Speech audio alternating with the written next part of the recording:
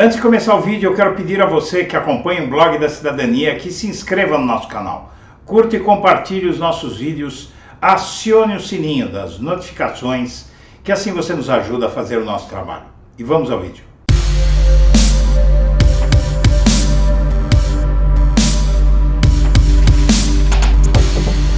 Bom dia, senhoras e senhores. Hoje é 24 de junho de 2023, são 8 horas da manhã.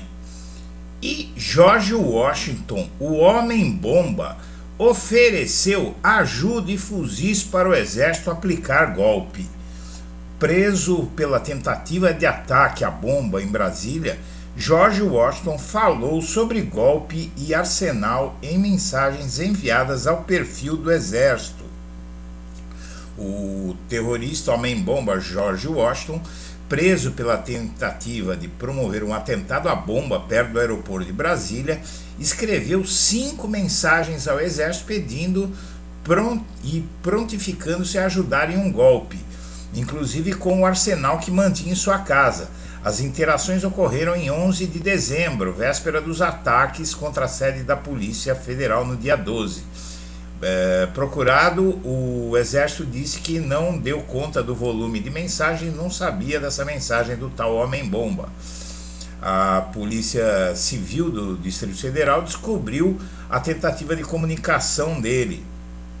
E o tal George Washington inventou que PT, sindicatos, MST, MTST iam formar uma frente de defesa para Lula na posse. E aí ele pede aos CACs, os colecionadores, atiradores e caçadores, não é? Aqueles que o Bolsonaro armou, havia 1 milhão de CACs, 1 milhão de bolsonaristas armados por Bolsonaro no país, não é brincadeira isso. E ele diz: convoquem os CACs, senhores, até quando vão esperar? Convoquem e ponham em treinamento militar intensivo, escreveu em seguida, em referência aos colecionadores, atiradores, desportivos e caçadores. Tem muito fuzil à disposição, será uma honra servir a pátria, não nos deixe sair como bandidos nessa situação.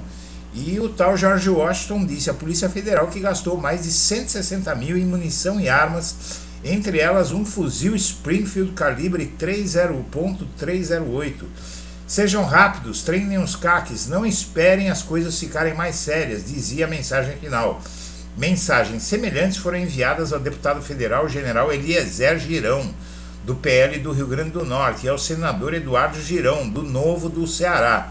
Ao deputado, o George Washington pediu para os CACs serem acionados.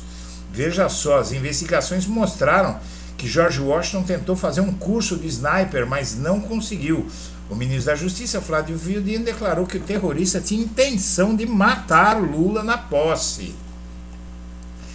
E a CPI do 8 de janeiro deve pedir a prisão, não é brincadeira não, deve pedir a prisão do tal ex-chefe da PRF, o Silvinei Vasquez. Ele mentiu na CPI sobre, vamos economizar aqui a leitura e tudo isso, ele pediu na CPMI, ele mentiu na CPMI sobre a quantidade de efetivos da PRF que ele colocou no Nordeste e no Sudeste, no resto do país, mentiu sobre a quantidade de ônibus fiscalizados, contou diversas mentiras na CPI, e agora a senadora Elisiane Gama, a pedido de um deputado do PSOL, quer que ele seja preso por mentir à CPI, tentar obstruir a justiça, inclusive isso dá prisão preventiva. E o Correio Brasiliense ele diz a mesma coisa, ele atribui inclusive a sugestão do PSOL.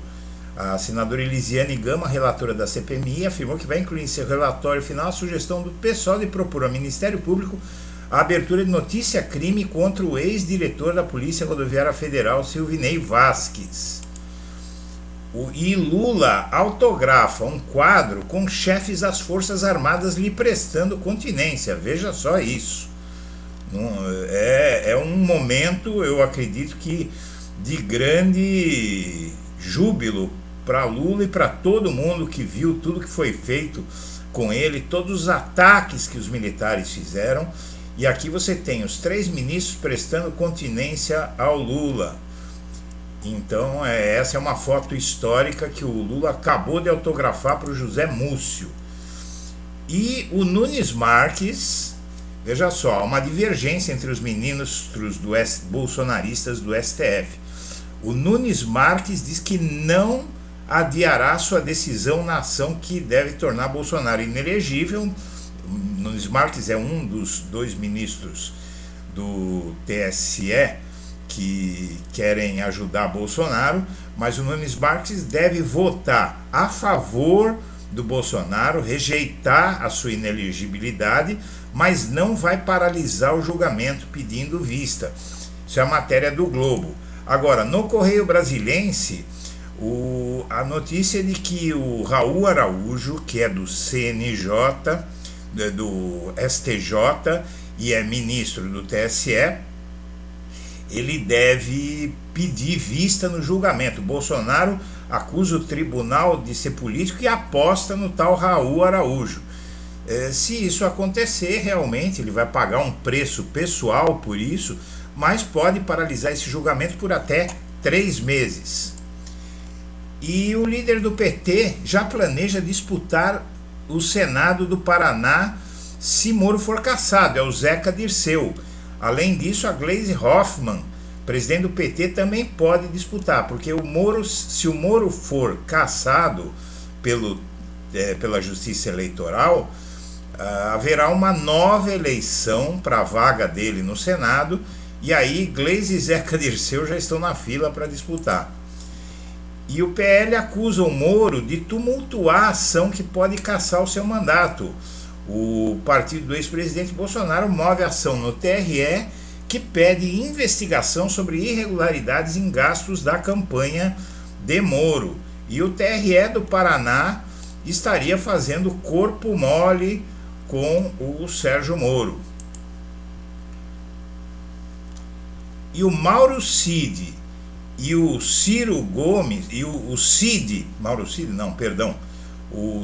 Gomes tenta o comando do PDT no Ceará, mas enfrenta a oposição do irmão Ciro. O Ciro Gomes, ele não se entende nem com o irmão dele, ele está cada dia pior, voltou de viagem atacando o Lula com mais ferocidade, falando coisas que não têm a menor conexão com o momento, atrapalhando o país como ele fez na eleição presidencial. E a oposição vê chance de ouro para 2026 com Bolsonaro inelegível e mira antipetismo. Ou seja, o resumo da ópera dessa notícia é o seguinte: o bolsonarismo acha que fica mais forte sem Bolsonaro. Essa é a verdade, porque aí iria vir um candidato mais sensato, como Tarcísio, Zema, tal, no lugar do Bolsonaro. Ou seja, eles são bolsonaristas, mas acham que o Bolsonaro queima o filme do Bolsonaro. E eles têm toda a razão. Só que é o seguinte, o Bolsonaro é um fenômeno da extrema-direita, ele une a extrema-direita e setores até da direita. Agora, na situação atual, com a economia melhorando, a popularidade do Lula subindo, vai voltar ao quadro de antes, a extrema-direita vai ficar fragilizada, inclusive com o Bolsonaro sendo um exemplo do que significa a direita ou a extrema-direita no poder. Então tem esses delírios. Esse jornal aqui escreveu, a Folha de São Paulo escreveu um artigo gigantesco para dizer que o bolsonarismo sem o Bolsonaro vai ser melhor e que isso vai poder inclusive atrapalhar o Lula, atrapalhar a reeleição ou do Lula ou a eleição de um petista em 2026. Mas enfim, né, esses jornais, essa imprensa, eles têm um comportamento muito errático. Senhoras e senhores, nós agradecemos a atenção e estaremos de volta ao meio-dia. Um abraço para todo mundo.